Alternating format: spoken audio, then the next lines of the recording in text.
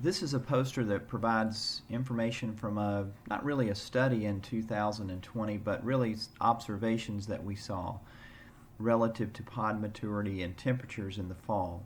Historically, we have made the recommendation or the discussion with practitioners and farmers that if you have 2 nights in a row in the fall where the temperatures dip below 50 degrees, it's very unlikely that peanuts will start maturing again and reach optimum maturity later in the fall. Occasionally that can happen if you have a really long warm period after that initial cooling.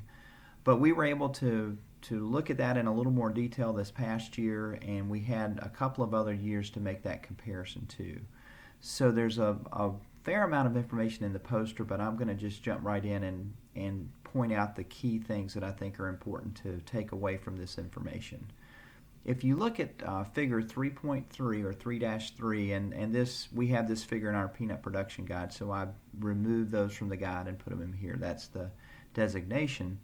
What you'll see is that we show heat unit accumulations from the beginning of the season all the way to the end of the season, and there's 2 years in there where we have significant variation as you move into August and September and even into October, and those you can see in the graph itself. So that's, and we do compare that to the 10-year average. We also have in figure 3-4, we look at weather data from 2019 from September, the middle of September essentially, to the 1st of November. And you'll see that in this particular example, our temperatures didn't cool down until we got well into October. If you look at 2020, there was a very different story for that. We had cool temperatures as early as September 20th, and then with those temperatures, we would have some warming trends, but then we would get cool again. So this gave us an ability to look close at some of the maturity that we were seeing. If you look at the images of the peanuts on the top right, what you'll see is once we had that cool period of time in mid-September at this location, those peanuts did not change in maturity all the way through October 15th.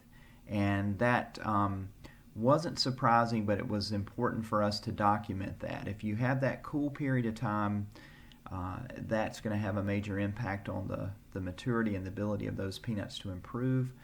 And if you can look at data from 2019 and 2020 in terms of yield from a planting date study, it was really clear that the peanuts that were not mature in 2019 had a chance to make maturity or reach optimum maturity later on. In 2020, that simply was not the case, and that's reflected in our lower yields with our later planting dates where those peanuts couldn't quite reach maturity or actually didn't get very close to maturity at all.